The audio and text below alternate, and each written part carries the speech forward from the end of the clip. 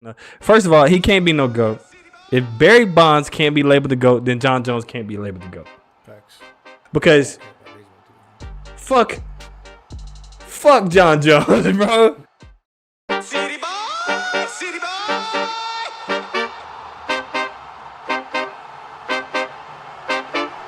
City boys on the block in the field, on the screens, in your ear. Turn me up, listen up real clear. City boys, we known to keep it real.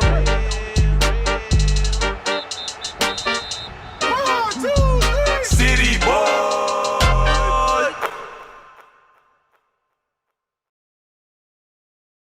Welcome to the City Boy Podcast, where a bunch of guys from Austin, Texas talk about the things we love, whether that be sports, life, or everything in between. Welcome back. This is episode 14. We got a lot of fun stuff to talk about. I'm your host, JamirGotHeart, and I'm here with my dogs. Y'all, this is Tino back for my third episode. Follow me on Twitter and Instagram, VSCoutinho44. What's up, y'all? It's Edwin, MoonmanEd. We back here in the flesh. Fuck Real Madrid. Well, shit, I didn't. Damn, why they catching strays? Because Anyway. He came out with a fire, bro. Right, you know what I'm saying? Out the gate with hostility. yeah, fuck Real Madrid. Nah, but WrestleMania 40 was this last weekend. Yes, sir. Tino, Edwin. So, what do you want to talk about? I'll let Tino go. I'll let Tino go ahead and get his licks in since he was there. Go ahead, Tino. I was there, live in person. You know what I'm saying? Had good views of the stage and the ring. And before I give my opinions, I just want to say, Cody, congratulations on finishing the story. I can't wait to see what this title reign is gonna lead you to, and bring attraction to the company. And I can't wait to see what this new era is gonna be all about.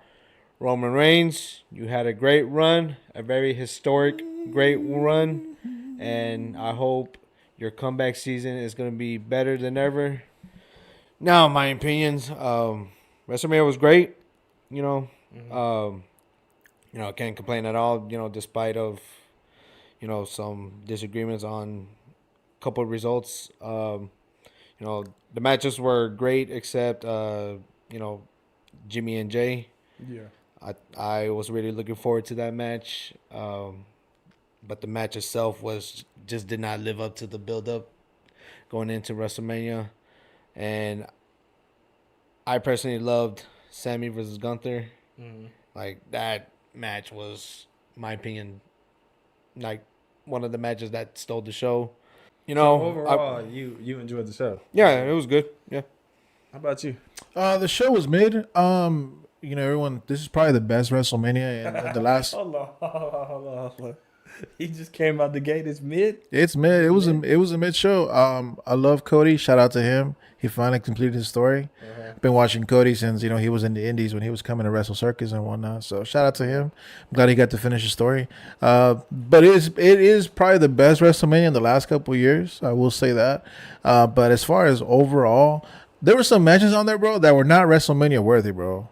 Like, just saying straight up, like these matches were like Raw or SmackDown worthy type of matches, I miss the days where like I see Bret and Shawn going an Iron Man match.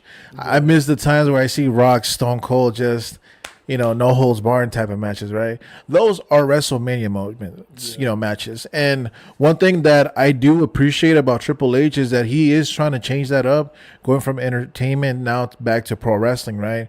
That's the way it should be. But this was your time to show that to me, because I'm all about wrestling. Look, Did they let you down in that aspect? Yes, they did, bro. Like, I was looking forward to more hard, more fighting more than this, because that's a different style of pro wrestling. But the thing is, it's pro wrestling. Like, I don't want to see Jey Uso versus Jimmy bomb it out there, bro. Like, that shit. That was probably the worst match of the night. That shit was ass.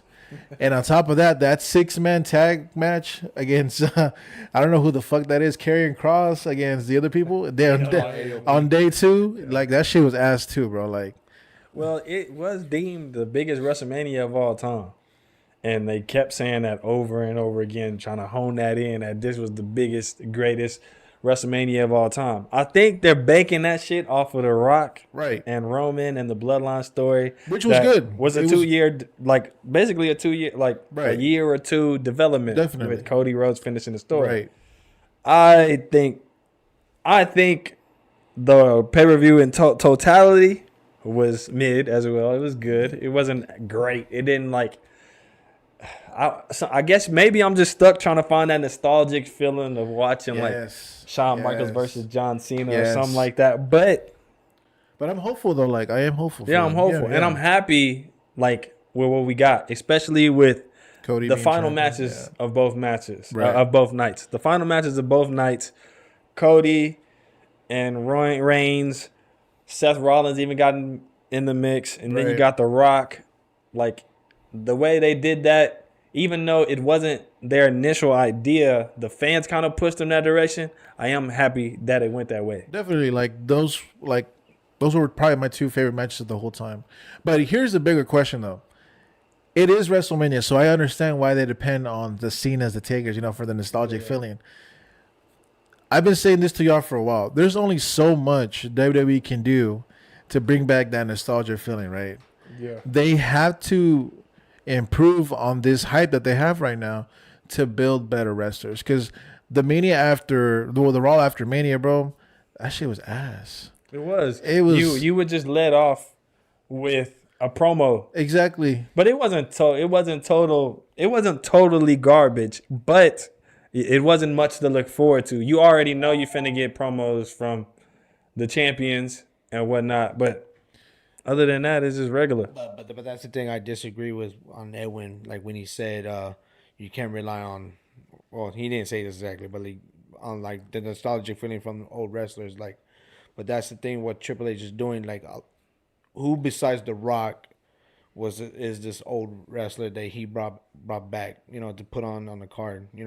Because The Rock, originally he admitted the original plans was Rock and Roman. And fans didn't like that because they were invested in Cody's story. And when you pay attention to The Rock's interview, he said, okay, let's give the fans what they want, but let's add a twist. Let's throw in heel Rock. But that's not The Rock's fault, or that's not any of the wrestlers' fault for how it happened. This is really WWE's fault because Cody should have won last year. Had Cody won last year, yeah, they wanted to push this. They wanted to push this Roman bullshit, bro. Like they wanted to push this Roman bullshit, bro. Like, but look how it played out. I'm a Roman Reigns fan, bro, but that shit was shitty. He shouldn't have won, bro. He shouldn't have won that shit. But look how it played out. Cody was a bigger star than last year. And then going into this WrestleMania. What? They weren't even finna get a nigga to match the first point. They wanted to go Rocky and Roman. Yeah, they still didn't. Yeah. They still was saying, fuck you, Cody, and his fucking face. God. Before The Rock signed the deal with TKO, that Cody and Roman was still the plan. Then why my nigga handed over to him? Why he say, oh, I'm not going to face you this time? Because it came with the deal that The Rock signed with TKO. That was still the plan. So the whole time he was capping. That was the worst promo in the history of promos if he was capping. What you mean? When he came out there and he was like, let me hold that title. I'm not gonna face you this time. I got somebody else, and then The Rock comes out. No, but because that was like a change of plan. Sorry. It was a change of plans to what Triple H and the WWE had originally had in place. But see, that's what I'm. So you saying Triple H planned for Cody and Reigns, but then The Rock signed the deal with TKO, and then it's like, okay, now then The we Rock gotta find a way to make this happen. Gotcha. But even before the TKO, the rumors were still swirling that Rock wanted to do something with Roman, even before the TKO takeover. No, WWE still wanted, Rock versus Roman, but it's the fact that The Rock waited too long to come into this. I just feel decision. You know what I mean? I just feel like Cody should have won last year. We would have avoided a lot of headaches. Because leading up to Mania, I'm like, they're really gonna hold Cody again. Like, what they gonna do, bro? Like, come on, man. I mean, I think it played out. Because Cody was, in my opinion, he's an even bigger star than was last year. Cody was already a star from the beginning, bro. I understand that, but when you say like he should have won last year, I'm thinking he was a bigger star last year, and then going this year, nobody cares if he finished the story or not. But that's not the case. people were so invested in his story that when he beat Roman, dude got like the biggest pop of the whole weekend. Bro, the whole thing with the finish the story is the reason why he came back to WWE. They've been pitching that since he got back. He was already a star, bro. Probably the biggest baby face in professional wrestling right now. He would have had his moment last year, bro. It would have been glorious. But shut up, Bobby Roode. But yeah, man, like it should have been last year, bro. No, it did play out good. Like I said, the main event was good. Both nights it was nice. But I'm just saying, Rock and Roman should have happened this year if Cody had won last year, bro. That's all I'm saying. I think Rock and Roman should have happened last year, and then Cody versus Roman this year, because that was what they were pushing for. Considering that WrestleMania was in Hollywood. This is my opinion, honest. The Rock and Roman shouldn't fucking happen to begin with. Like, fuck that bloodline shit. It's already last too long. Bro, like, The Rock and Roman, I don't know why we keep looking for this match. Like, The Rock time has came and gone. Yeah. The Rock is 50 fucking years old. Yeah. I don't want to see him be the champion anymore. I don't know why anybody would. We've already got a taste of that when he won the title from Cena. He comes, win the title, and he's fucking what? He defended it once or twice that whole year. Why in the fuck would I want to see that again? Bro, no. Why? The Universal Championship be defended twice by this 50-year-old nigga, and then we gonna know he gonna lose the next season, next year? Like, I don't want to see that. Like, build a character up, either a heel or a face, and let them be on the show week by week, like Cena, like Edge, like Orton, like true GOAT niggas do. The Rock being some part-time champion, the Roman, that's why I hated the bloodline at the end of it. Part-time champions, get the fuck out my face. I'm not going to watch you because you're never there. But that's how I feel. Who said The Rock was going to He was not going to be there, bro. He's going to be like a part-time champion, bro. But he was never going to be champ. They were just going to have this match. Either way, fans, even if whoever wins, they're part-time champ. But we've been asking for Roman versus The Rock for so long, and now that the opportunity's here, you're just gonna throw it away? Fuck that shit. The thing is, like that's just me. That's just me. Like, but let's think about it here. Fans have been crying for this dream match for Rock and Roman to happen, but now we finally get the opportunity to finally make it happen. Do that shit at SummerSlam or some shit. No, bro. I'm sorry, no, that's a WrestleMania caliber match. If you don't want to watch it, it's not, because we already know who gonna fucking win. You know what I'm saying? We already know. It's like fucking Rock versus Hogan and shit like that. Like Shawn Michaels versus Hogan. We already know what's finna fucking happen. There's no substance in it. Like, what is the rivalry about? You finna come back? You mad? Like, see who's the real head of the table, who represents the bloodline and all that. The one reason Rock even came back, and the only reason why WWE was even so supportive was homie was gonna sell tickets, bro, because the whole CM Punk shit. But it brings back to that thing of the nostalgic thing. Like, look, it's good to see these guys. Stone Cold when he came back against Kevin Owens. It's good to see it. Yeah. You know what I'm saying? But you should not be doing. You shouldn't be relying on these people to carry you. But That's all I'm saying. That's where I disagree with that. They're not. So when they actually try to put on their real talent, now we're saying this is trash. Bro, and what talent because does they're not Rock have? developing. They're not developing. No. I'm not talking about like The Rock and like these old part-time wrestlers. Like, I'm talking about when they actually try to put on their talent that's been showing up week after week. They've been doing that. It's a process. Bro, like, for example, bro, like, what did the Brock Lesnar title reign do in the long run? All it did really was hurt talent. No talent got the opportunity to fucking shine, except even the niggas that went against them, they just lost. When you had a chance to put niggas over, they just lost. When Goldberg was a champion, what did your talent do? Your talent, nobody got to develop underneath that, because you're just putting all the spotlight on these old ass, washed up ass niggas, bro. Like, fuck them niggas, bro. Worry about your talent. Right. Build up your talent. That's what I'm saying. You say worry about their talent, but when they do, you're saying it's trash. No, you don't worry about example. Talent. Look, not to speak over you, but you don't worry about your talent if you letting them niggas get beat. No, but before you cut me off, a perfect example was Royal Rumble of last year. Yeah. There was no. Okay, well, maybe I'm lying. Except Booker T, but he's the only one that's been within the company. Yeah. They've been throwing in with their talent that we've been seeing every week. But see, and everyone said that it was mid. I do not think it was mid. I thought it was a great Royal Rumble where we did have to rely on someone from back in the gap coming up to show up for like 2 minutes or so. Let me clarify on that. The reason why I think these last two Rumbles have been probably one of the worst. Yeah. It's because WWE has failed to produce talent. Look, bro, on the roster, who can actually cut a fucking promo besides the main stars? I know Austin Theory can. I know that dude Kenyon Drake or whatever his name is. He can fucking cut a promo, but who else can genuinely cut a promo that I'm going to be like, hey, that man has MJF potential. Yeah. That man has like, this shit potential. You got fucking, I know this is kind of veering off subject. Like, Jimmy Uso's, oh no, Jay Uso's fucking Yeet is so fucking cringe. Dude, it's stupid. Fuck Yeet. Yeet. That shit was 2014. Don't come out here with Yeet's hurts, bro. It got him 2014. That shit's fucking lame as fuck. That character is lame. Yeet. What the fuck is that? It got him over though. That shit is so. It got him over though. So what was there to complain about? If that's what's working for his singles career, then why stop it? It's not as over as that boy Drake's. Yeah. Now that shit's kind of cool. That shit's kind of funny too. You talking about LA Knight? Yeah? LA Knight, yeah. I call him Drake because of TNA. Because he was like Drake, yeah. Yeah. But let's get back on track, man. Let's get on back on track. That's what I'm saying. So where do we see WWE going from here? Is the new era legit a new era? Is it a bright light at the end of the tunnel? I'm hopeful. Like I said, this is in the biggest stage. They didn't really come through for me like I wanted them to.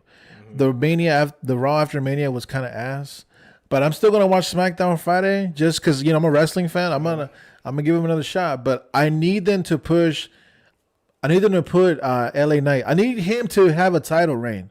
I need guys like that to have a chance, bro, because those guys are so over. Those are the guys that they should be pushing.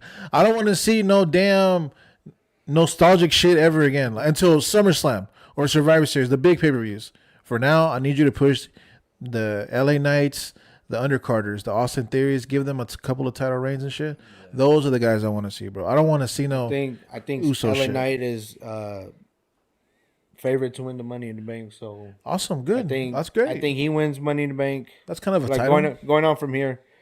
I think he wins Money in the Bank. But for the women's, I'm assuming, just right off the top of my head, Tiffany Stratton, because I think she's been getting over aside from Jade Cargill. Like Jade Cargill, like I don't think needs Money in the Bank. I think she's like over enough to like beat someone straight up for it. They did a great job like building her up. Yeah. Like I know she did her thing in AEW and the people already saw her as like a physical work of nature. She's like money. she's money. She's money, you know what I'm saying? And she came and the fans love her. And she can I've always said this since she's been in AEW. Like she's athletic, but she's kind of rusty in the ring. She polished up them skills a little bit. You know what I'm saying? But there is different talent like in the WWE, like to face against that, a top tier. Like you still got fucking Bianca Belair. Like I know they're putting them together right now as a trio, but like that matchup would be dope. Fucking Becky Lynch, if she's not stepping away for a little while, like is rumored to be, that'd be dope. Fucking Rhea Ripley, like just matching those names matched up together. That's money if you can do it right. Definitely. The problem with that right now is they're all faces, right? Yeah. So, like the main heel is Rhea Ripley, of course, but even then she's over. So. She's too cool to be bad. So even though she is bad. Yeah. But then again, like Jade Cargill, I think WWE did really good on developing her. Like, not have her rush into the main scene, Hold on. AEW developed her, bro. No. She's molding into a GOAT right now. That's She is the molding into Then a again, goat. it's like But she would never reach the status that she can potentially. She hasn't definitely. hit it And yet. I agree. But she would never hit it. I get if it. she didn't go to WWE. And that's the same thing No, I if- say about Kenny Omega and Yeah. them niggas. They can't hit the level they want to hit until they go to WWE. but then again, it's like Jade Cargill should have won the main women's world title, and she never did. Yeah, they sold her. Like, what the fuck, Tony Bro, Khan? she had a Bill Goldberg record. What are you talking about? And had I a feel title. that, but it was A prestigious belt. Like, that's a good looking title. That's a TBS title. It is a cute. Sure. It's cute. It's cute. But like I always thought that, when she was in AEW, that she would vacate the TBS title to go after the main women's title, Well, and it that just- never happened. It wasn't in the cards. It just wasn't in the cards. And the way she lost too, I can't get over that. Look back at it. yeah, some ass shit. But that's probably because they knew she was out the door. 1 foot out the door. I mean, it's cool. Like, I'm happy for her. I'm glad I'm sure she's gonna develop her skills and turn into something great. But she did get her start in AEW, so I will give them props. Just like Cody, just like these other guys that jumped ship, AEW was a building point into, reaching top tier status. So I think that's also I'm not trying to get off topic. No, you're fine. AEW's problem, as far as in general, is they're doing the right things because obviously WWE is taking what they're seeing and molding it into something great. They're doing something good, but the issues within the organization, from Tony Khan, from the EVPs to all the way down at the bottom, he just needs to have a crew around of coaches to really develop what it needs to happen for them to really have the start. MJF is MJF. That's the biggest star right now. And MJF, like, I know he's probably like locked. I don't know what his contract situation is, but Right. like, I wouldn't be surprised. And we've heard that man talk. We know he's not an ass. We know he's not an idiot. And he knows that if he wants to be the biggest star he can possibly be, he has to jump ship. Yes. So like, I wouldn't be opposed. I wouldn't be surprised if he does find a way to wiggle out and go to the WWE, because MJF is big time. And if he was in the WWE ring, that would be the biggest fucking wrestling heel in the world. In the world. I emphasize the world. Yeah, It's- the potential for MJ, like I said, AEW has talent, bro. Like, crazy potential talent. It's just things have to change in the organization to really get the ship going like it did in 21, 22, bro. Right now, the shit that's been going on with Punk and all this shit, it's unfortunate. It doesn't look good for either side. This shit just needs to die down and just focus on the wrestling, bro. Like, just let the wrestling speak for yourself. Well, just to wrap up wrestling in general, I gotta ask y'all, since we already on the topic, Yeah. who is y'all's favorite wrestler of all time? Go ahead, Tino. Man, I'm gonna have to say Cena. I'm not gonna cap. Like, Cena was someone that I was behind, like, through thick and thin. Like, back when, even when people started hating on this dude, Yeah. and I hate to call it, but like marks, like, they always trash on Cena's wrestling skills, and I always thought Cena in the ring was very underrated, and he didn't get much get him much credit. I don't even understand where that criticism even comes That's what I'm from. saying. I'll explain that in a minute. And just overall, like, gimmick, mic skills, promos, wrestling, like, when you mix all that together, like, Cena has it all. How about you? So, just to speak on that, I think the reason why Cena gets so much hate is just like Stone Cold. Stone Cold has like 5 moves, bro. 5-6 moves. John Cena has the 5-knuckle shuffle, that move that he picked you up and twisted you over, that lead to the 5-knuckle shuffle, and some other bullshit, bro. That was all. And then the attitude adjustment. That's it. Or So the who F do you you. got though? Who is your number one though? So, I'm Mexican. You lying, cheating, still too? I'm gonna go with the greatest technical wrestler, high flyer of all time, and that's gonna be Eddie Guerrero, bro. Yeah. I feel it. I have to, bro. Guy had charisma, he had everything, bro. Like, everything that Cena had, Eddie had it plus a lot, plus 1,000. Wrestling, charisma, he can make you feel, bro. Now, Eh.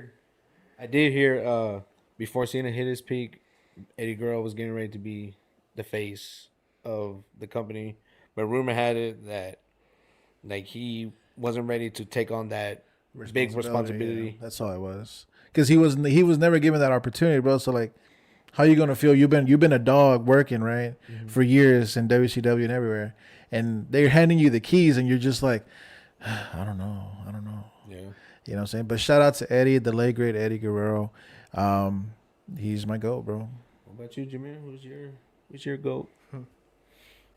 He's gonna say so. Are you ready? Oh man. Nah, Triple H is the GOAT, bro. I respect that. Triple H is the GOAT, bro. In all phases, he embodies pro wrestling from when he was a face to when he was a heel. He done it at the top level, bro. And he was good in the ring.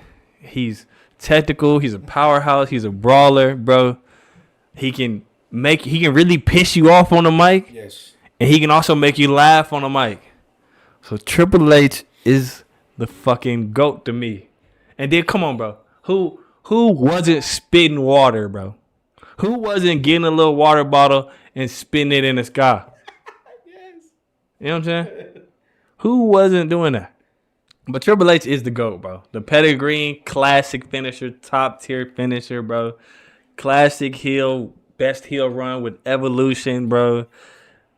Top face run with DX, bro. Even his SmackDown run as the WWE champion. That dude, bro, that's the best wrestler ever, bro. To you. Ever. To you. Ever. Nah.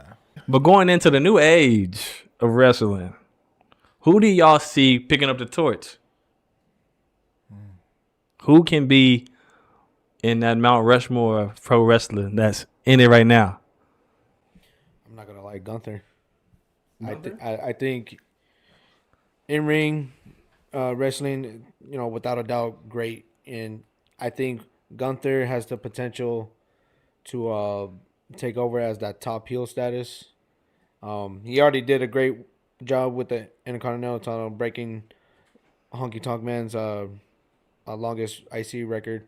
Yeah. And I think he's ready for the world title picture. And regardless if it's the Universal Undisputed title that Cody has right now or the World Heavyweight title that Damian Priest has, like, he's gonna have a great run. He's gonna make both titles more prestige than they already are. Like, I see it more as like Triple H's world title run, and then coming short to Batista at WrestleMania. So like the term wrestler goes a lot of ways. It goes a lot of ways. Who can reach GOAT status, man? Look, if we're talking about just basic makes you feel, and to quote him, I don't gotta do a lot of bullshit to get you there. That's MJF, bro. MJF can cut a promo off rip, and that man will. I want to go through that fucking TV type of shit, bro. Like, he's that talented on the mic, bro. Obviously with every wrestler, wrestling, you'll learn it as you go, right? So MJF definitely is on GOAT tier right now, bro. Really is. Shit, mine's, and I feel like I've been said this to y'all niggas like over and over again. But Seth Rollins is probably, to me, one of the best performers. He's Shawn Michael-esque. He can do anything and everything in the ring. And he's not bad on the mic. He does his best work as a heel, but he's done solid. And he was a great first world heavyweight champion when it came back. He was great. They couldn't pick a better person to hold that title, bro. Right. I think on the rate that he's going and the longevity that I do see in him, I think he can be kind of Randy Orton-ish with how long he can be around. And his star power is undervalued. I think he can dabble in a lot of shit. And I think he going to do it, bro. I think he going to do it. I think Seth Rollins, I know he dropped the title at WrestleMania, but it's nowhere near over here. It's nowhere near over here for him. But let's get out of the wrestling world. And let's talk about some hot sports topics that came up. Like, we just sadly came to the conclusion of the NCAA tournament. And I'm really, really focusing on the women's tournament. I was sad when that game ended. I wasn't sad because like Iowa lost. I was sad because all the excitement that was going around for this last March, all the hype behind all these names, Camila Cardosa, Caitlin Clark, just the name Angela Reese, the names go on, bro. Paige Buckets, like Juju Watkins, yeah. How do y'all feel about that conclusion of NCAA basketball? Well, off rip, Caitlin Clark is the women's basketball's GOAT. She is just an amazing player. Unfortunate end. But obviously, you know, that theory you were saying, like one person can't do it all. Mm-hmm. Well, South Carolina locked it up, you know. And shout out to them. 38-0 is nothing to. Nah, they 100% sweet up deserve it. They 100% deserve it. Great team all around. Great coach. Really good structure at South Carolina, bro. So shout out to them and shout out to Clayton Clark. But nothing to dwell on. She's gonna be the number one pick. She's gonna get paid at the big three. She's going. But hold on, though. They riding meat a little bit, bro. No, they're not. Like, look, they already put her name on the court while she playing. Bro, you I understand she every going off, time, bro. But you know what came out today? They already announced they gonna retire her jersey. And what's wrong with that? Like, she is cold. I am not saying she's not cold, but damn. What you gotta think about it? It's just I don't understand the problem. Can you at least play a little pro career? You know what I'm saying? Look, but college is different though. It's only been over for like 3-4 days. It's different. You're comparing women's sports to men. Like, you know, men's like, you know, they do that shit after they're gone. But with women's, like, when are you gonna see another Clayton Clark again, bro? That can just drain. So you ride me this hard, bro? Let's be honest. Caitlin Clark's been the main attraction.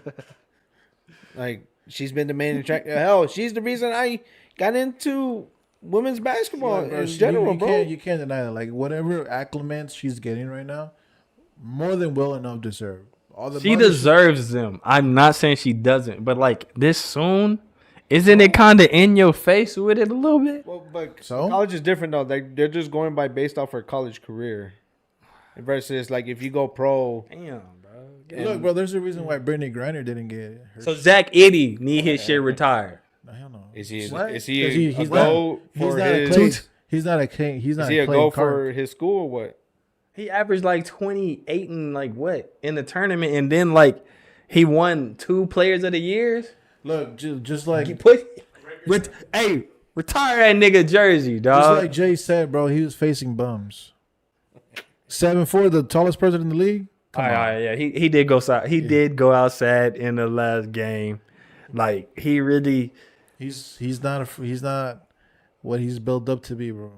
Unfortunately, he really. I don't think. I kind of like I saw the last episode. I kind of agree with what you were saying, and he has a very high upside. Yeah, you know, like so, and it's not like one day he was like, man, you know what, I want to play basketball. You know, like no, he has to be good in some way, shape, or form. Look, you know, high upside because he's tall. 20+ points and 10+ rebounds. You don't just wake up out of your sleep and do that shit, bro. Yeah, bro, if I'm 7'4" and I'm playing against Rutgers, like Jay said, I'm dropping 30 every time. You know? If I'm not mistaken, I don't think Taco Fall even had those numbers. That's what I'm saying. Like, I understand the footwork or whatever everybody was saying last week. Slow. I understand that. But he has, like, you telling me you can't develop him into something? He's already showing that he can hoop a little bit. You telling me you can't at least develop this man to be an all-star at some level? What I saw against UConn, I saw a 6'11" center pushing that boy around, bro. And he's 7'4". You also saw a well-prepared team. UConn has been there. They won it last year. They got a hell of a coach. They got a game plan. Like, but it's not like Purdue was out. They were winning at half. They was winning at half, but once they exit out Eddie, what the hell they got? Them other niggas wasn't doing nothing. Them other dudes was not doing shit for him. But you know who could carry like that? Clayton Clark. She couldn't against South Carolina. Because Carolina has like five top 10 picks. It's the same situation. It's not. They exit out Caitlin Clark, you beat Iowa. You exit out Zach Edey, you beat Purdue. That was the recipe on both sides. Nah, shout out to South Carolina. They did their thing. But yeah, they did. You can't compare Edie to Clark now. Come on, man. What's wrong with you? Can't do that. He won 2 players of the year. She won 2 players of the year. They both. I was gonna say I think he's using that as an example. Yeah, but Clark isn't 7'4". Otherwise, she would have won that hole. Because that fucking Cardoso, she was going crazy. That's what I'm saying. Like South Carolina's a good team, and shout out to them. She was going crazy. It kind of did suck to see Iowa fall short. Because I was really rooting for Caitlin Clark to get her ring, And the first in school history, I think. Yes. This school is just going to get plenty of rings in the WNBA and in the Big Three. Nah, those are professionals, man. Don't sleep. Like, there's players out there that's good, bro. Like Sabrina. Big Baby Davis. But when Steph Curry entered the league, nobody thought he was going to be like how he turned out, bro. We had heard rumors, like we saw how he played against Duke in that fight, in that time they went almost to the fucking Final Four in the Elite Eight, they lost. He was getting buckets. He changed the game. I'm calling it right now. That's what Caitlin Clark's gonna do in the WNBA. She's gonna change it up, bro. Like, we're gonna actually be tuning in for WNBA games, bro. And I hope that happens. It's good for the league. It's good for her. More revenues for the women. Awesome. It's just good business all around, bro. And it's because of her, bro. She more than deserves to get the jersey retired. Her fucking name on the court. Everything, bro. Get off. I'll admit, though, the name on the court is like, I think that's too much. It's too much. Middle of the season, Tino. Y'all tripping. Middle of the season. But jersey retired, though. Who else do you know that played for Iowa basketball? It's the fact that Iowa basketball. there's other people on the team. Yeah. So? There's other people on the team. But they're not a Clayton Clark, though. Man, What don't you understand? But jersey retired is like, but I get that. She submitted her college career, and so it's only going based off her college career. So she could be a bust for all we know in the WNBA, but it doesn't take away what she did for Iowa. You know who you sound right now? Diana Taurasi. she was hating so bad, bro, on Clayton Clark right now. Fuck you, Diana. But yeah, bro. Hey, watch out, Deanna. Hey, we show love. We still love. No, not you. But not me anyway. But that's how you sound right now, bro. Not even in the league, and yet we're already downplaying here. Come on, bro. Thank you, college basketball this season, for just giving us an entertaining season. Yeah, shout out to Oakland. They beat Kentucky. Shout out to all those teams with the upset. It was a lot of fun. Hook 'em, though. So let's hope for a better year next year. Always. Yes, sir. Let's go to the big leagues of the hoops. NBA. We are closing in on the playoffs. I think it's like 1 or 2 like regular season games apiece for everybody in the season. There's been some big developments. Giannis going down with a calf injury, might miss a few games. We'll see. It's not Achilles, though. You never know. You never know. Jimmy Butler had the nerve to say once it's playoff time, he about to go crazy. Which is true. We don't. And then the West is just stacked in general. Right. So, like, what is y'all favorite story that y'all looking forward to? I think the play-in is coming up real quick. I'm definitely looking forward to just the matchups that are looking ahead for that right now. Yeah, I'm just looking forward to the matchups that the play-in and the playoffs, are getting assembled right now. It's looking pretty good. It's going to be really enticing. I like Paris. I like this. Bro. Anyways, I like this tight race for the number 1 seed in the West. Because, my first episode here, I said Denver, but, I didn't think it was going to be this close. We knew it was going to be wrong. I said it was going to be wrong. Y'all remember? I said Denver wasn't finna win that. So it's T-Wolves, huh? But I was wrong, too. I thought the Clippers was going to get it. That's what I was going to say. I was like, motherfucker, you said. I just knew Denver wasn't getting that neither. Just the race to see who's going to be the first. East, I kind of saw it coming, Boston, because I was still worried about how Doc was going to, handle the Bucks.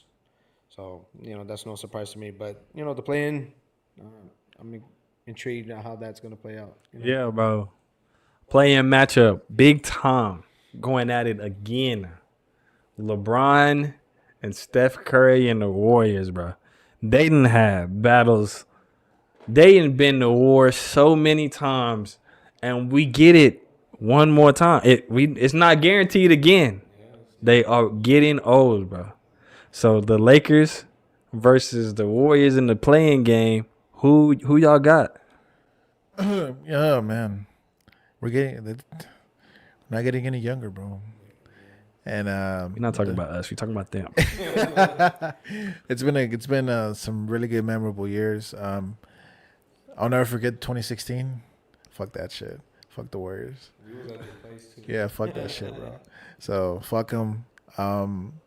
It's LeBron, bro. Like LeBron, like the fact that he's actually, this kind of like generation's kind of like top figure. I'm not gonna say GOAT because we all know who that is, but top figure. I'm gonna miss LeBron, and I hope he can beat the Warriors, and the Warriors can finally just die. Well, I'm not really saying this because I hate LeBron. I respect LeBron. Easily second best all time.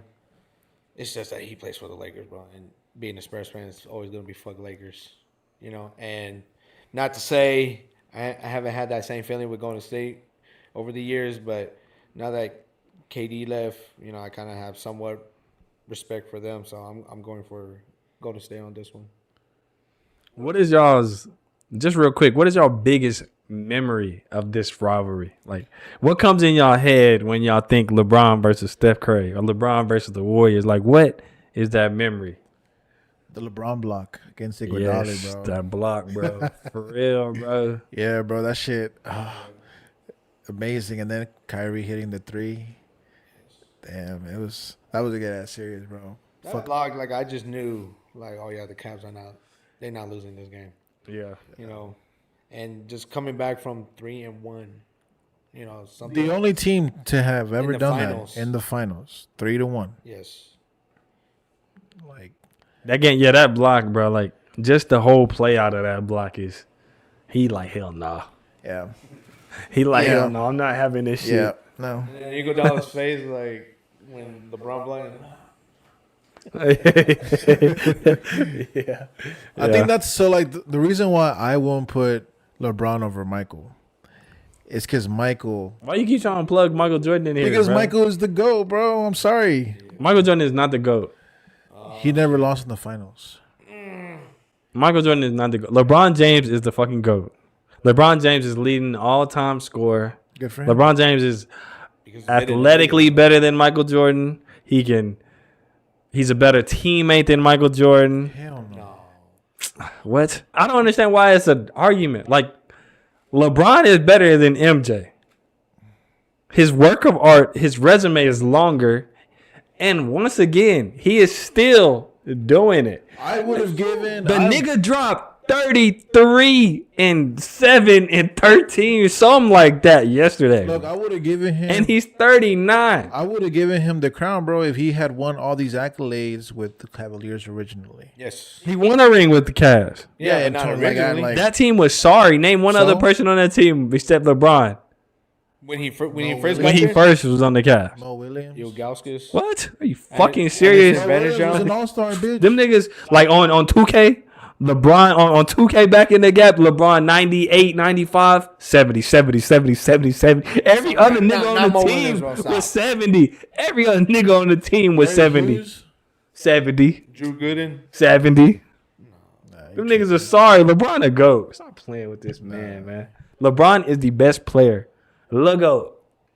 LeGoat. You know what I'm saying? Just to close off the NBA real quick, bro. Russell Westbrook dropped a triple-double yesterday. So all you motherfuckers talking about Derrick Rose being better than Russell Westbrook, come on now. Let's be real, bro. Let's be fucking real. Bro, There's not a single Nick. Come on, let's be real. Russell Westbrook still dropping triple-double. Where's Derrick Rose? What team does he play on now? We don't even fucking know. You said And don't bring no other nigga name up. Don't bring no Chris Paul's up. Don't bring no Rajon Rondo's up. Don't bring nobody up. we're going by. Russell Westbrook is the best point guard ever, but we can debate about that another day. That's a whole lot of cap. Very hot. That's a whole lot of cap. Hot take. Now, real quick, going on to the NFL. Draft is coming up. A lot of draft hype. We keep hearing a lot of blah, blah about the draft. Caleb Williams, this. Apparently, now the latest I heard about my pick, of what we talked about like weeks ago about Michael Penix Jr., Buddy dropped to like 27, bro. Like, that's crazy. That's the last thing I heard. Bro, it's highly disrespectful that they're actually thinking J.J. McCarthy's going to get drafted before him.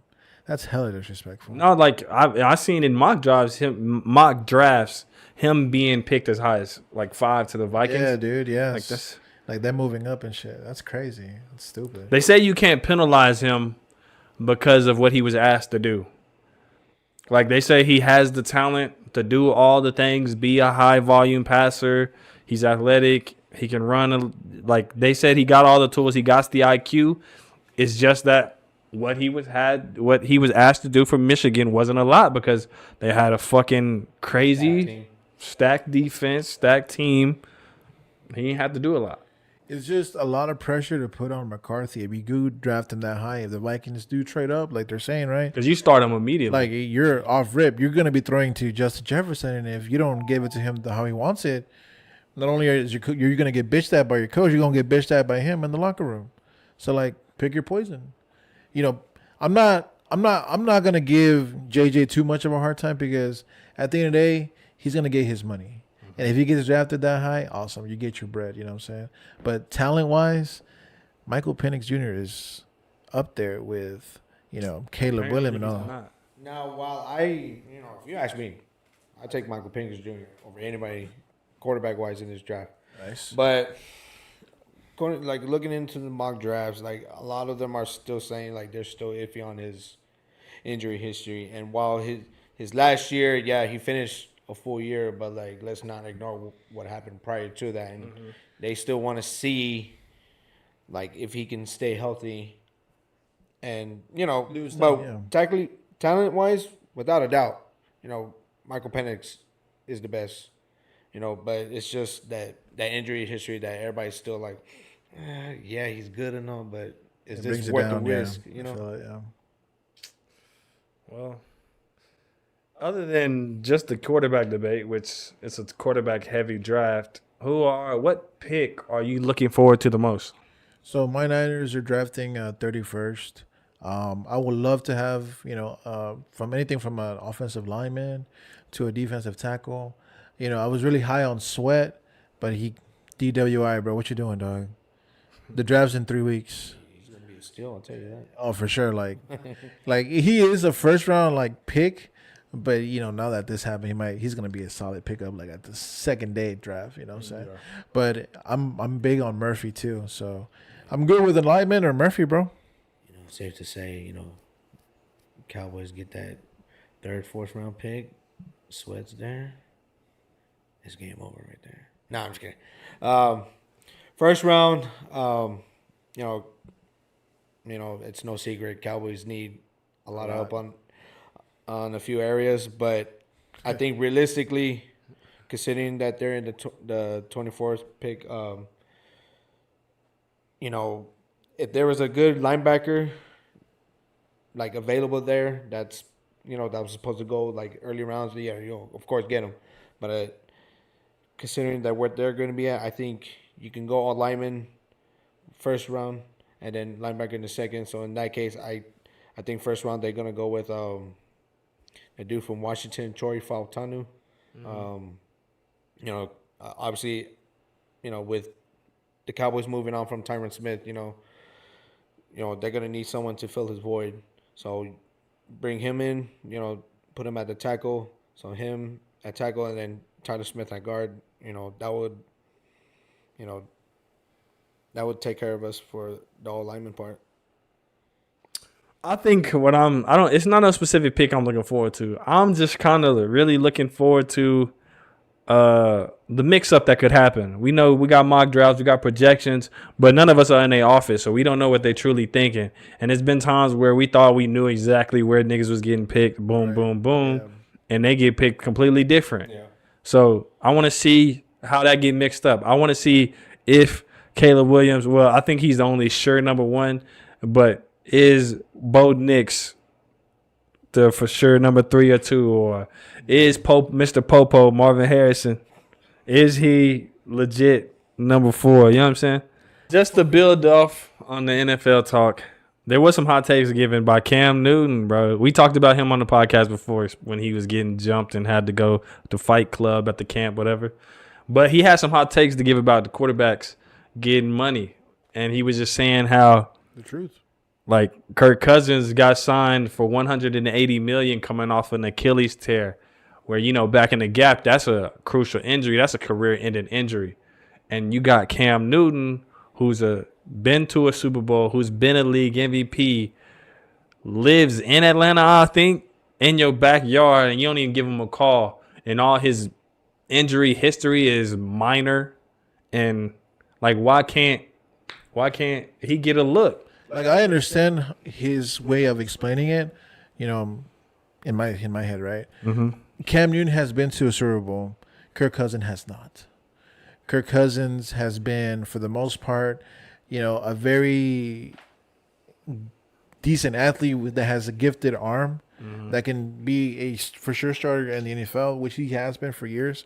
But he just has not overcome that hump to lead his team to the Super Bowl. And for him to get that money and the way Cam expressed it, bro, hell yeah, bro. That's the NFL, bro. Like, NFL is a dirty business.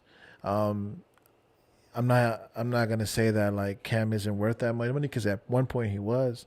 But the same stuff that Cam can bring right now is what probably Kirk Cousins is going to bring right now. Because, come on, bro, like, Kirk isn't gonna go off in Atlanta. Who are we playing?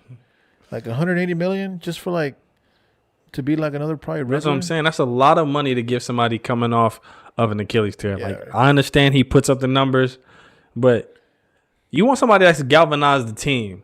And like, we've heard Kirk Cousins talk a whole lot, and he sounds like You like that?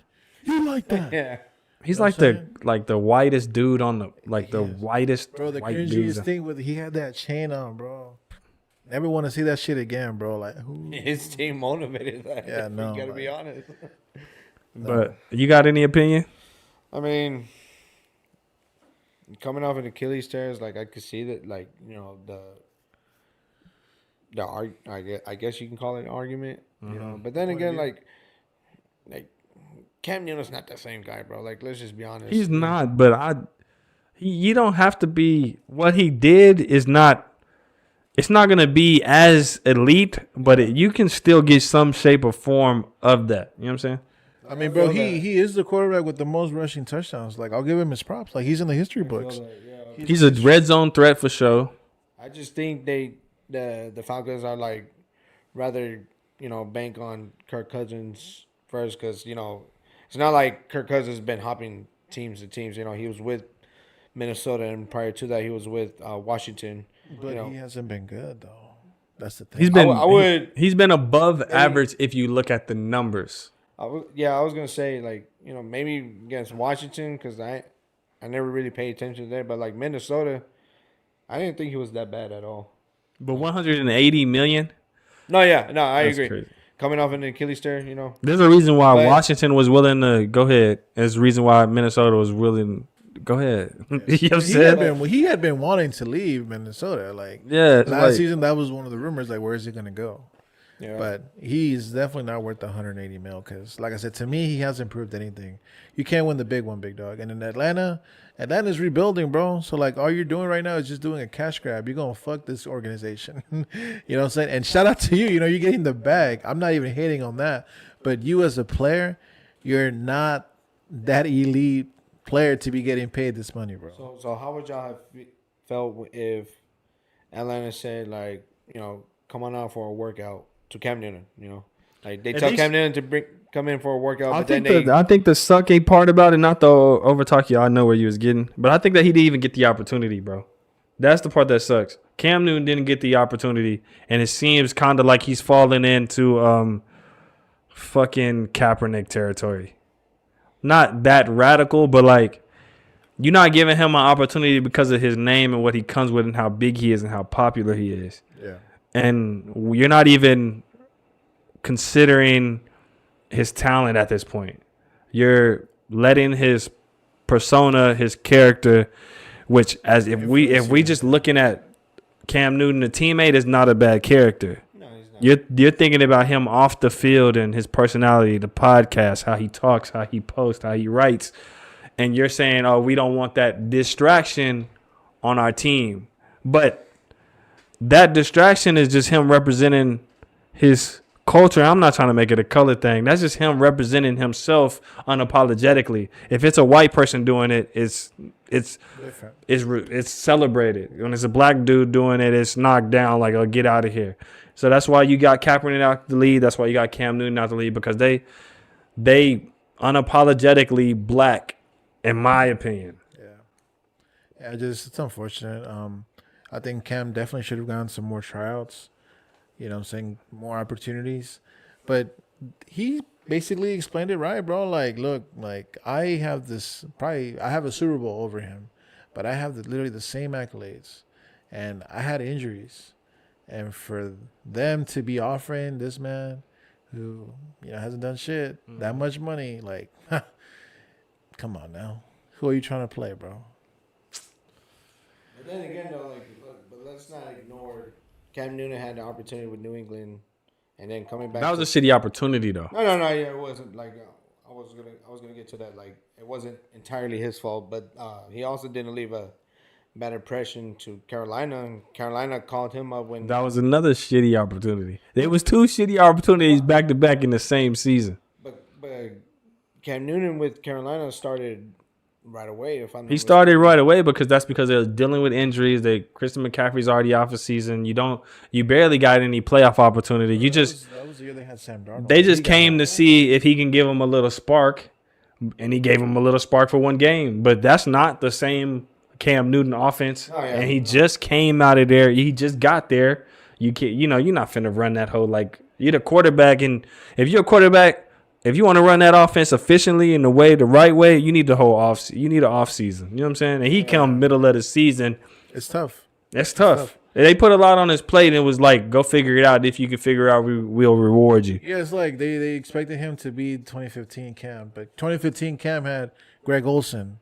You know what I'm saying? He had, Williams, and he had DJ Moore, but like wasn't the rest of the enough. team was Yeah, injured. The most explosive player on the team is injured. Like, you walking into a shit show, and trying to put it all on your back just because. Yeah. Well, when you put it that way, then New England wasn't really a shitty situation because he joined during the offseason. And this was when Bill Belichick was like, he was trying to make a statement or like, nah, I could win without Brady. Let me bring in Cam Newton. And I thought Cam Newton with Belichick had potential. But they sold him there because that was coming off of the COVID year and a lot of people opting out. So the defense wasn't as strong as it should have been. So he comes out there, battling with Mac Jones, somebody you just picked, number 10 in the draft. And you don't even, like, at that point. He was hot, Say though. that, bitch. He was hot, though, man. Like, fantasy purposes wise, he was getting, like, at least 2 rushing touchdowns each game. So he was hot. They just didn't stick with him, bro. Because they never really bought in to begin with. That's all it is. They just brought him But once you draft Mac Jones at number 10, you never really bought in. Their styles don't even clash. Like, what can Mac Jones learn from Cam Newton other than just how to be a pro? Cam Newton is not going to teach Mac Jones how to run the fucking QB power. Yeah. Mac Jones run the QB power. He's going to get fucked up out there.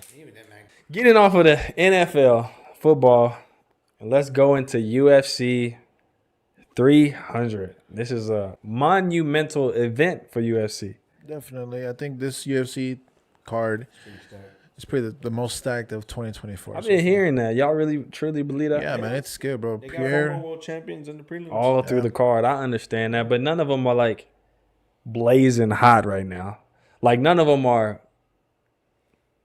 Like, I got to watch this fight. Like, that's one thing I have been wondering, though. Like, is there a problem with, like, UFC having that headliner, like that McGregor headliner? That's up to the fighter. The fighter got to be able to build himself up. If you don't got no character, that's on you. Like Sugar Shine O'Malley, like him building his brand and all that shit. That was him. The hair and all that, that's him. You marketed yourself. People like to watch you because what you do off and on in the ring. So it's like, Right on. If these niggas can't, build themselves up, that's their fault. But who's y'all favorite match on the card? Or matches? What matches are y'all looking forward to? Honestly, if we're going off the main card, I mean, Alex Pereira and Jamal Hill, that's going to be a good fight. But, like, I'm also interested in Gaethje versus Max Holloway. Of course, the BMF belt is pointless. Yeah. It's a pointless title to begin with. Damn, pointless? I mean, bro, let's be real. It adds a little flavor to the mix. I mean, sure. Gives the fighter something to fight for. Give him a little bit. Yeah. But, like, I don't know. Like, it doesn't. I just, like, if I was a fighter that has that, like, I don't feel like that's the title I really want. I want to go for the division title, light heavyweight, middleweight, all that, But the fight alone, Max Holloway and Justin Gaethje, I think that's going to be a good fight. But the fight I'm actually looking forward to most is actually in the prelim with Holly Holm and Kayla Harrison. And that's the most fight? Like, you're mostly excited about that? But the reason I say that is because, Kayla Harrison, like, she made a name for herself, starting with, I think, Bellator, and she became a hot name as far as women's MMA. But then she disregarded the UFC first to go to the PFL, and then did her time there, and now she's coming into the UFC. So now I want to see, are you really that, that pound for pound women's fighter that we've been hearing about, or like is that like a fluke, Yeah. And I think it's ironic that she comes in when Amanda Nunes retires. I'm just saying. Just saying. Edwin, how about you, man? Obviously the main event is really intriguing. I really like it. I like this Justin's coming back as well. It's gonna be nice. But the fight that I'm looking forward to the most is the women's fight on the main event card, the Zhang fight. That shit's gonna be crazy, bro. That's gonna be a really good fight.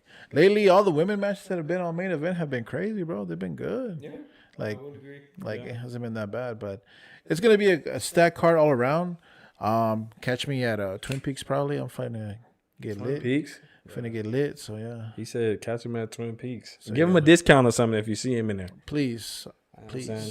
It's expensive out here, but yes. What's your favorite fight?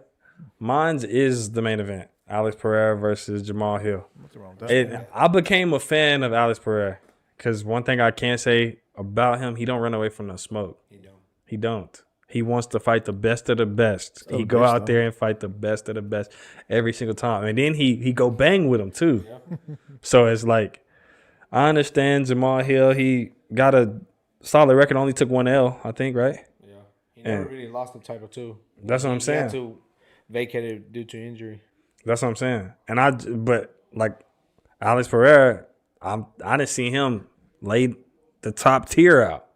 So like I said, I'm a fan of him. I think he's going to go out there and bang out and win that bitch. I'm rooting for him. And now that I'm kind of like a fan of him now, I wish I would have rooted for him in those fights against Adesanya, to be honest, because fuck Adesanya, especially the way he sold his last fight.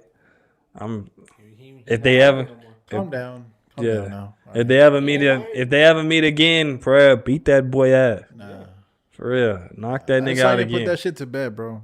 Hell no, man. Oh, what? Knock this ass out. What you mean? One time out of the 4 times that they fought? I don't count those. Alex Pereira is better than Israel Adesanya. Well, 3 times my fault, yeah. But same difference. You win one fight against this man that's beating you. I think with Pereira, bro, the issue with him that I see him is all you have to do is just with that shit that he gives you, you got to match it. And as soon as you match it, he's going to back up. Because I'm telling you, bro, I'm calling you right now, Hill's going to knock his ass out. What? Yeah. Hill is not knocking out. Stop playing with my dog. I'm not playing. Bro. Hey, Alex. Hey. I'm not playing, bro. Jamal Hill couldn't knock out Glover Teixeira, bro. Alex Pereira Teixeira was old as fuck. Like, let's be honest here. Alex Pereira be banging, bro. And he not afraid of the smoke. And I'm not saying he's not. Just off of his track record, he should be well prepared for this fight. Yeah. He gonna beat the brakes off of that boy, man. I don't see it, bro. He gonna bust that boy out. But since we going off of this monumental event, UFC 300, they came a long way. They didn't establish themselves as fucking the staple in MMA. So, who is the GOAT in UFC? Who is the greatest fighter you ever seen in the UFC? GSP. GSP is unmatchable, bro. Like, that man was just Prime GSP. it was built differently, bro. Like, shout out to him. He deserves all the praise. And what's crazy was that he wasn't even in UFC full time. You know, he bounced around. Like, he was like, "Oh, this shit is so weak. I'm gonna go somewhere else." Yeah. Like, that's what he did. That's how that's how elite he was, bro. Like, different tiers, bro. You'll never forget when he just came out of nowhere and beat Michael Bisping for the middleweight belt. Yeah. And then when I think of GSP, like middleweight is not his division, but the fact that he just came out willing to fight Michael Bisping and took the belt from him, I was like, bro, that is goated shit right there. Yeah, bro. Like, I'm gonna kick your ass real quick. And after that, I'm probably just gonna chill. I'm gonna just, because it was just basically what he did. Like, after he beat him, he was just chilling. Let me just kick your ass real quick. Yeah, that's it, bro. Well, Tino, who is the GOAT?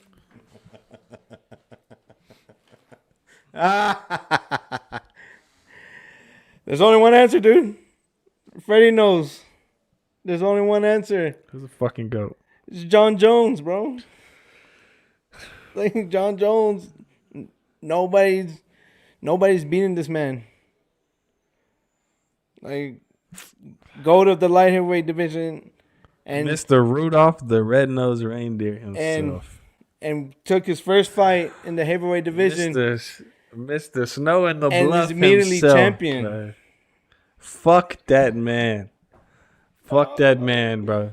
I can't respect him because he really stole his victories from my GOAT. I don't give a fuck what nobody say. Bro can't fight him clean, bro.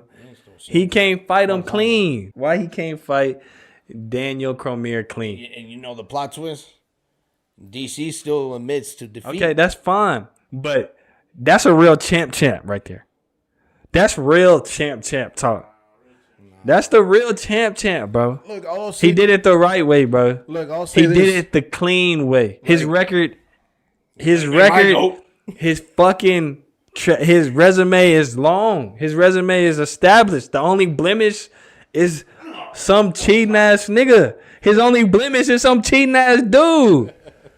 Look, man. His only blemish is a nigga that be steroids, performance enhancements, That's what I'm drug. saying. Man, fuck that. I think John Jones, you a bitch, boy. It's sad that that's a blemish on his career, and he don't deserve that. But he gets robbed out of that because of that nigga. Now, if John Jones can just beat, like he beat him, but if he beats him without all this bullshit surrounding it, then I could be like, yeah, you got it. You got my dude. But the reputation that Daniel Cormier has, he didn't deserve for this fucking cloud to be hanging over his career because some immature, dumbass, cheating ass dude can't stay clean. No. First of all, he can't be no GOAT. If Barry Bonds can't be labeled the GOAT, then John Jones can't be labeled the GOAT. Facts. If what's the biker that got Lance Armstrong got in trouble for PEDs, right? Performance enhancement. Yeah.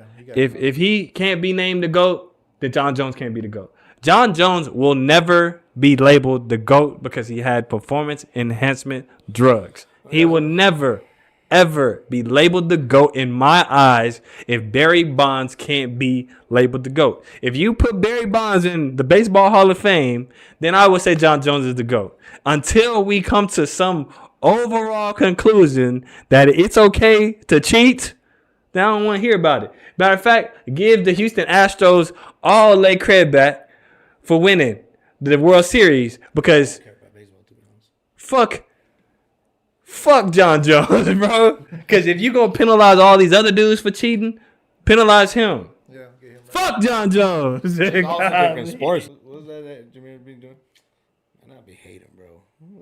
Because that's what he's I be hating, bro. I'm a hating ass nigga. You know what I'm saying? I'm be G real with you. I'll be hating. John Jones, you're not in the hall. You cannot be a GOAT. Just to, tone it down in here a little bit. Let's talk about some real shit, bro. Giving back. How important is it to give back? I know it's a simple question, and it's very overlooked in today's world. I think it's very important because giving back doesn't mean like money or none of that. I just think the simplest things you can do in life is just give somebody your best advice on how to handle adversity, how to handle certain lifestyle, certain obstacles. And that's one thing that I always preach to my siblings and everybody around, like, because we all have different roads, right? And the best thing you can do to somebody is give guidance, give alertness, get them to be aware. Yeah, I would have to agree. Giving back is not always like, hey, you did this for me. Here's my gift for all that. None of that. Sometimes, it's your time, your contribution to, adding these experiences in your life. I always like to give back, to my parents, especially to my mom. God rest her soul, rest in peace, Mom. She did a lot growing up, and she made things possible when if anybody else did it, it would be impossible to them, Mm-hmm. And I look back at those things, and like I always thought, taking care of like my mom, making sure she goes to her, doctor's appointments, physical therapies, and all that. It was hard, but but then I remember like the things that she did for me, and that was my way of giving back to her. You took care of me, so now it's my turn to take care of you.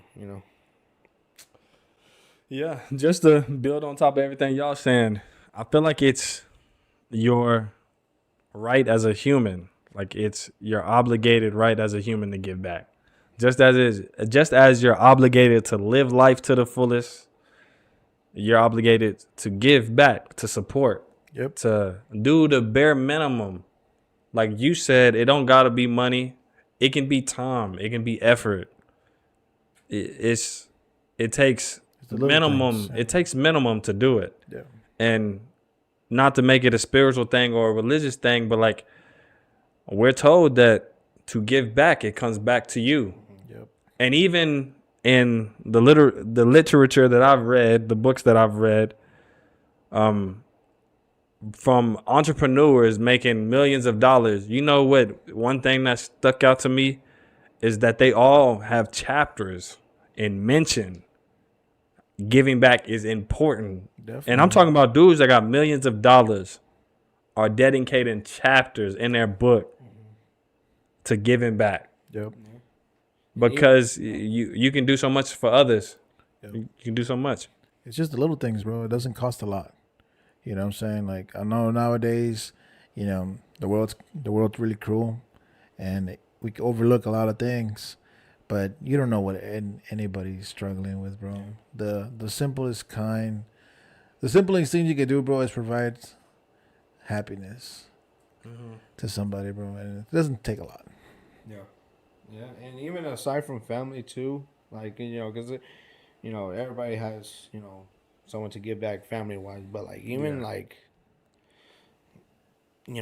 figures like as we were growing up, like I'm sure we can all figure maybe someone like Coach De La Garza back in middle school, and De La Garza, like how he tried to pave the way from us, like sports wise, but we can also take that and apply it to life, and my way of giving back was when I was still at ACC, doing, and I needed to do an intern.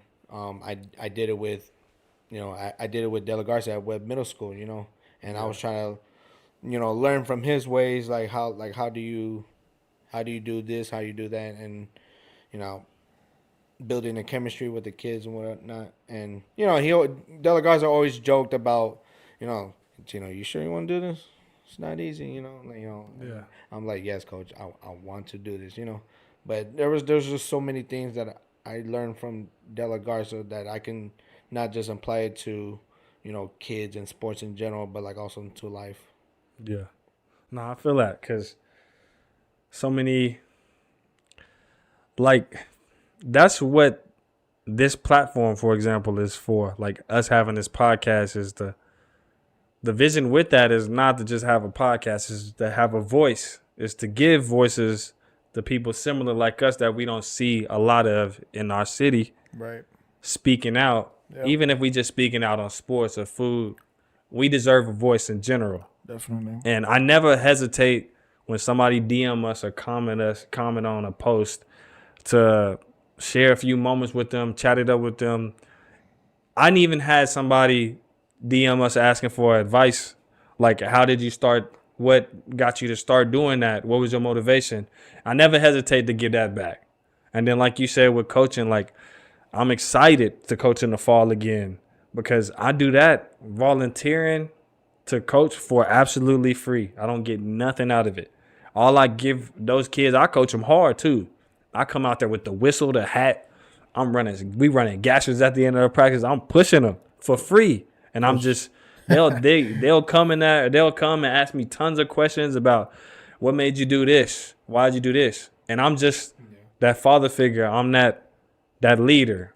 I don't hesitate to give them my advice, to be their friend, to encourage them to be great, and then also to give them an environment where they can thrive together. I seen little kids that would get picked on throughout school come to football practice and have a whole friend group and then truly enjoy coming to practice. That's amazing to me, bro. It is. It's truly amazing. Yep. And I hope with this podcast, we can continue to grow and open more opportunities for all of us at the City Boyz Podcast to give back to you. You know what I'm saying? Yes, sir. That'll do it for today's episode. Thank you for tuning in. Thank you for watching. Thank you for listening.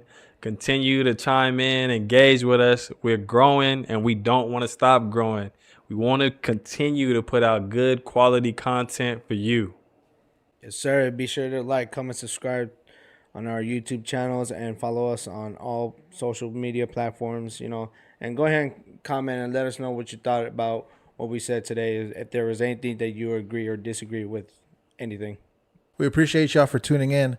Feel free to subscribe and hit that notification bell to stay up to date with us. City Boyz, we out.